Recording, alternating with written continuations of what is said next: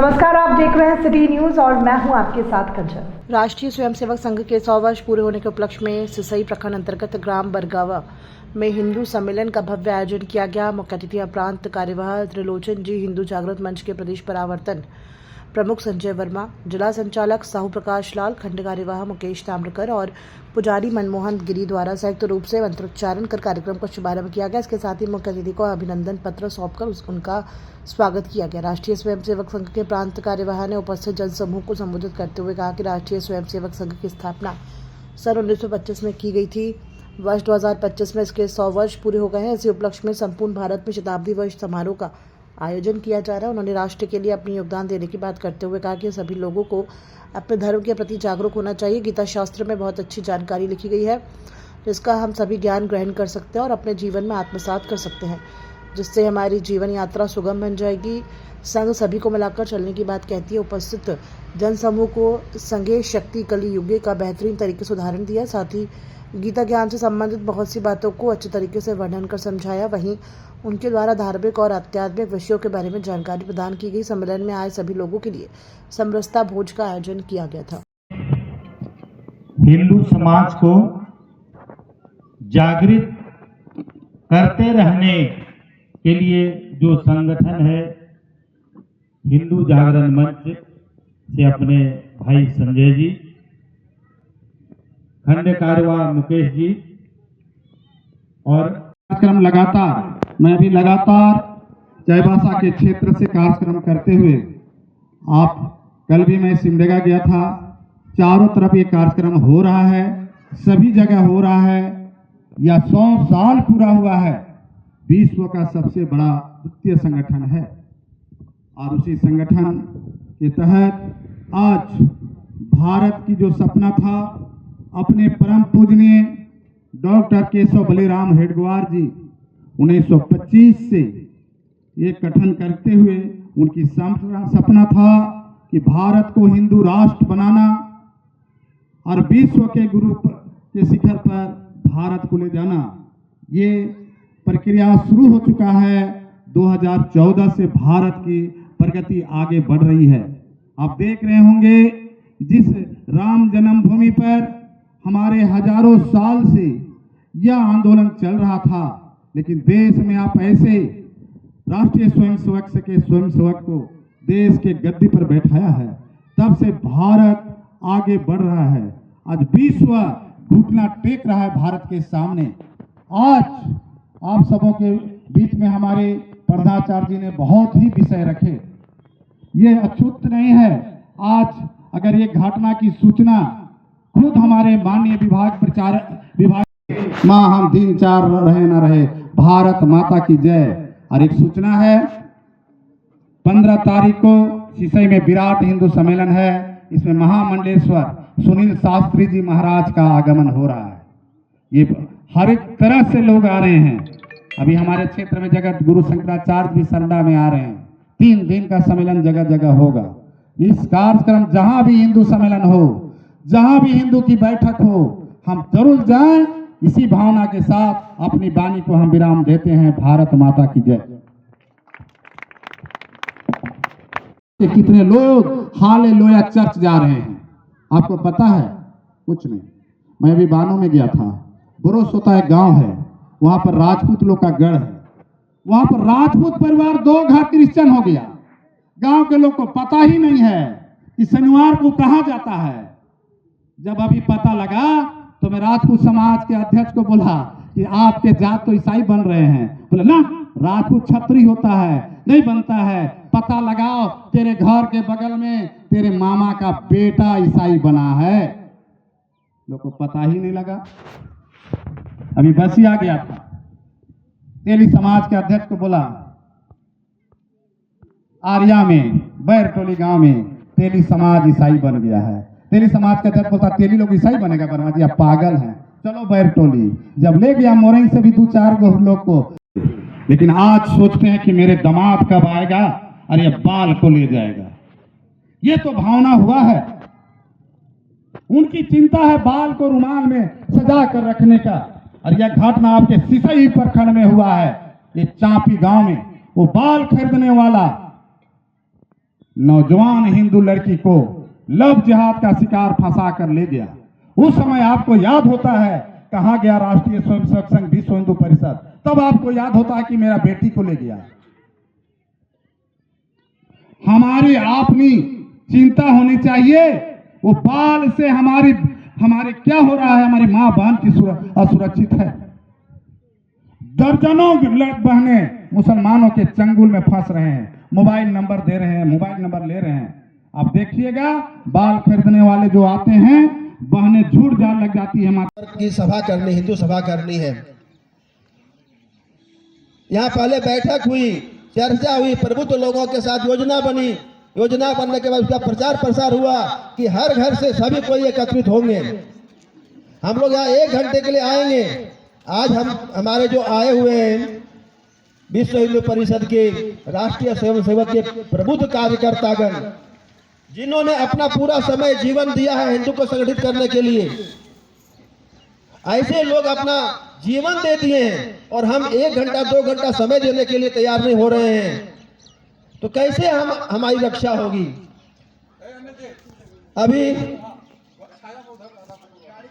विधर्मियों के द्वारा जब किसी हिंदू की हत्या कर दी जाती है, जब किसी की बेटी को कोई विधर्मी उठा के ले जाता है, तो हम लोग बहुत इधर उधर दौड़ना शुरू करते हैं। कैसे क्या होगा, अरे कौन बचाएगा, कौन हमारी रक्षा करेगा। और फिर जैसे ही कुछ दिन होता है, धीरे धीरे घटना को भूल जाते हैं। फिर लगता है कि बहुत अच्छा हम लोग कमा खा रहे हैं, अभी नहीं काम करेंगे तो फिर हमारा गुजर बसर कैसे होगा। समस्या रोजी रोटी की आज नहीं है, समस्या आज रोजी रोटी की नहीं है, समस्या तो आज रोटी और बेटी की भी हो रही है। आज हमारा हिंदू समाज ऐसा नहीं है कि हम भूखों मर रहे हैं। हम इतना समृद्ध हो चुके हैं, हमारी भुजाओं में इतनी ताकत है कि हम अपने भुजा बल से, ईमानदारी से अपनी रोजी रोटी कमा करके समृद्धि प्राप्त कर रहे हैं। कमी इस बात की है कि अपने संगठन के नाम पर कुछ कर नहीं रहे हैं। हम संगठित होने के नाम पर अपना समय नहीं निकाल पा रहे हैं। इसी चीज का आह्वान राष्ट्रीय स्वयंसेवक संघ ने कहा कि नहीं, जो 100 वर्ष है तो हर गांव को लगना चाहिए, हर गांव के हिंदू को लगना चाहिए कि मैं हिंदू हूँ, मेरा एक संगठन है, हम सब संगठित हैं। मेरे ऊपर कोई अत्याचार करेगा तो सिर्फ मैं नहीं, हमारा समाज, हमारा संगठन उसका विरोध करेगा। इसलिए यह जो हिंदू संगठन का आज जो ये हिंदू सम्मेलन हो रहा है, इसका यही उद्देश्य है। देखिए अभी एक पुस्तक यहाँ रखी हुई है, ये पुस्तक है संघ का 100 वर्ष। संघ का 100 वर्ष में हमको क्या क्या करना चाहिए, कैसे हमारा हिंदू समाज और संगठित होगा, हमारा परिवार में कैसे संस्कार आएगा, इसके लिए ये पुस्तक है। ये पुस्तक तो हर घर में पहुंचनी चाहिए। और आपके घर में अगर ये पुस्तक रहे, आपके घर में कोई मेहमान भी आते हैं तो आप मेहमान का जो रूम होता है, जिसको हम लोग दरवाजा बोलते हैं, जहां हम लोग मेहमान को बैठाते हैं, वहां पर ये पुस्तक रखिए। कोई भी आवे तो 10 मिनट इस पुस्तक को पढ़े। हमारा क्या पारिवारिक कर्तव्य क्या है। पंच परिवर्तन का आह्वान किया हमारे संघ ने। पहला है कि अपना स्व का बोध होना चाहिए, क्या हमारा अपना, क्या हमारा पराया, अपना परिवार, अपना समाज, अपना धर्म, अपनी भाषा। आज आप कहीं भी जाइए, अगर आपके पास संगठन है, आपका बहुमत है, तभी आप आगे बढ़ सकते हैं। इसलिए आज इस सम्मेलन की आवश्यकता है, आज संगठन की आवश्यकता है।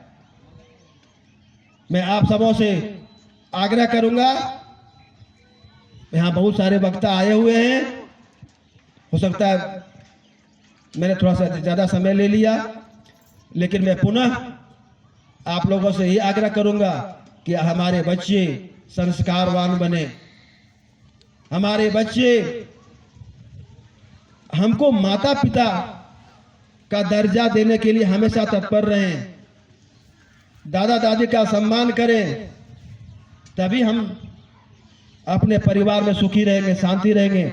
और हम सब 1 घंटा समय प्रतिदिन देंगे अपने संगठन के लिए।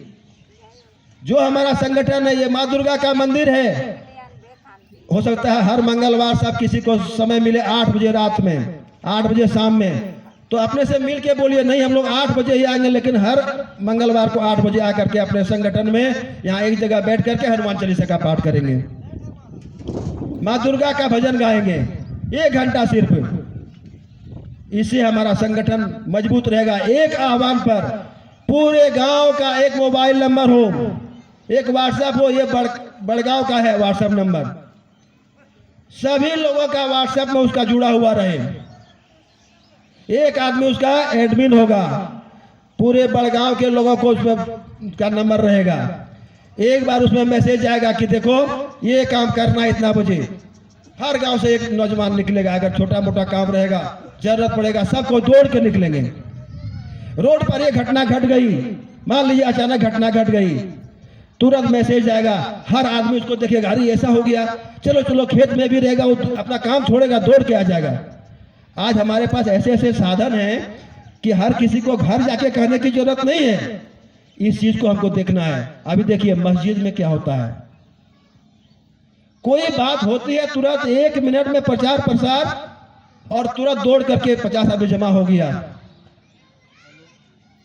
यही संगठन है ना।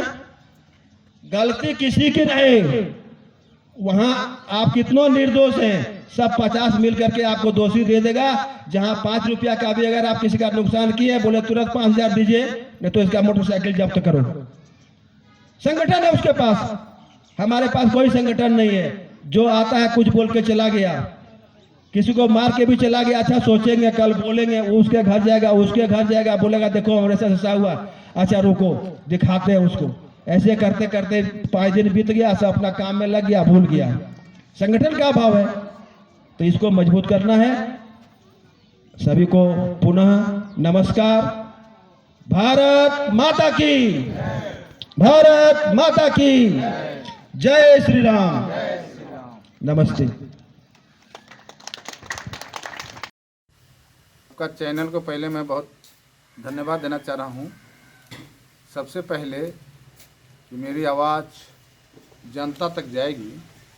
ये चंगाई सभा जब धर्मांतरण बिल अधिनियम पास हो चुका है झारखंड में, उसके बाद भी एक भजिंदर सिंह आकर चंगाई सभा गांव-गांव में करके धर्मांतरण का कार्य झारखंड में हो रहा था। लेकिन मीडिया से जो पता लगा कि सदर अस्पताल गुमला में चंगाई सभा करने के लिए लोग चंगाइयों ने पहुंचा, ये तो बहुत दुर्भाग्य है झारखंड की भूमि पर। इसलिए यहाँ ईसाई फादरी लोग का पूरे षड्यंत्र चल रहा है कि झारखंड को ईसाई लैंड बनाने का योजना है, धर्मांतरण करके इस क्षेत्र में चंगाई के नाम पर। मैं तो सरकार से मांग कर रहा हूँ, जिस प्रकार डाइन प्रथा को प्रतिबंधित है उस पर इस तरह से किया जा रहा है, तो डाइन प्रथा जो अधिनियम है उस प्रकार से लोगों को केस होना चाहिए। क्योंकि अगर चंगाई से ही सब ठीक हो जाता तो बड़े बड़े हॉस्पिटल खोलने का क्या जरूरत था। ये तो लोभ प्रलोभन सेवा के भावना को आड़ में लगाकर हमारे झारखंड को ईसाई लैंड बनाने का ईसाइयों का यह षड्यंत्र चल रहा है। ऐसा मांग कर रहे हैं कि ऐसे चंगाई करने वाले जो जाते हैं पास्टर, उनको तो अविलंब करवाए, उनको जेल में सलाखों में डाल देना चाहिए ना आपको, कि अगर चंगाई से ही ठीक हो रहा है तो डॉक्टर की क्या जरूरत है MBBS का। संजय कुमार वर्मा, हिंदू जागृत मंच झारखंड।